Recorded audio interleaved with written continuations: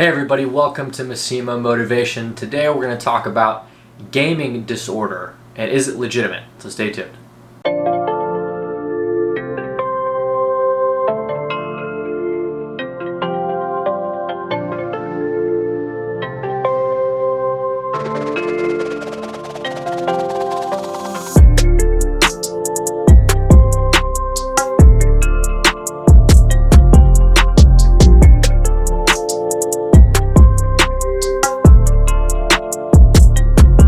Hey everybody, welcome to Missima Motivation. My name is Chris from Missimo, and today we're going to talk about gaming disorder and whether or not I think it's legitimate as a clinician. So before we get started, I wanted to give a shout out to UNT Esports. I gave a presentation there a couple months back, and I love those guys and girls.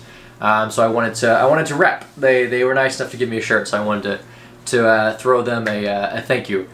Here on the video. So let's jump right in.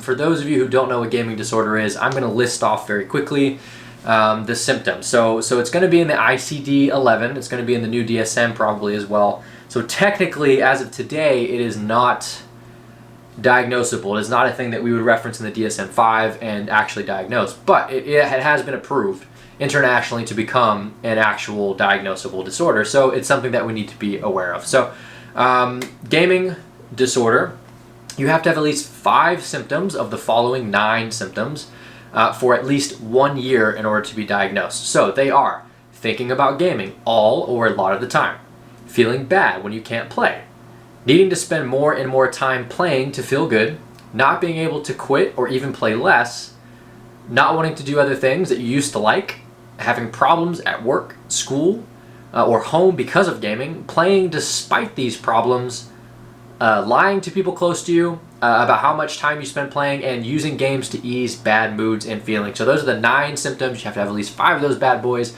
for at least 1 year of duration in order to get a diagnosis. So what are my thoughts? So first of all, 3 of these symptoms I think I have. I think about gaming all or a lot of the time. I would say a lot of the time. I watch video games at night. I play almost every single day.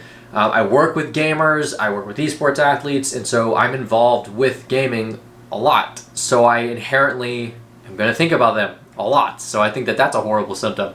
Let's say feeling bad when you can't play. How do you define bad? We don't have enough specifics right now on how they're actually classifying some of these individual symptoms.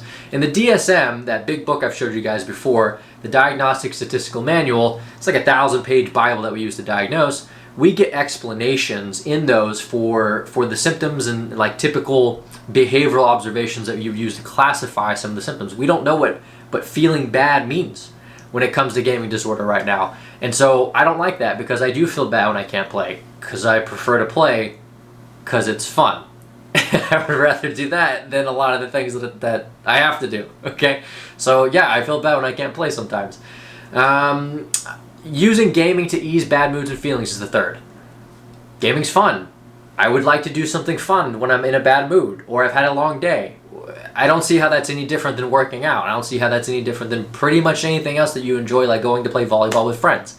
If I use that to ease my bad mood and feelings because it's fun and enjoyable and it provides dopamine, I don't know why that's a problem. So I'm already 3/5 of the way there to a diagnosis, and I don't think it's a problem at all. I maybe spend 2 hours a day playing video games, maybe. And even then, it's like at night after I've worked 10 hours a day. So these symptoms to me were made with kind of like a broad brushstroke. I think a lot of the people who made these, I don't know who made them, so like no shout out to whoever was in the room that decided to do this. But to me, I think this was done with a broad brushstroke. They took a lot of other symptoms from other diagnoses and they just kind of copied and pasted something that would be similar to an addiction.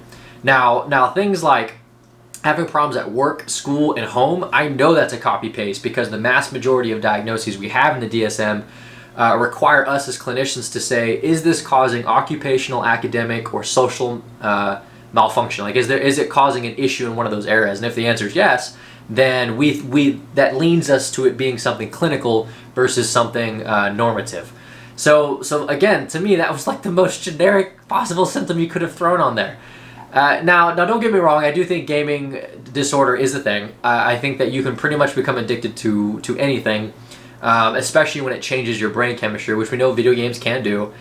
But overall, the jury for me is still out. I need more explanation as to why they chose these symptoms. I need more explanation as to the specifics of the diction they're using in their symptomology, because I think gaming, there's a lot of literature out there that says gaming is great. In fact, I would say if you're watching this and you're a parent, let your kid play video games over watching Netflix, because there's plenty of literature to say that there's significantly more brain activity with playing video games than there is watching Netflix. There's more spatial acuity, there's more memory growth.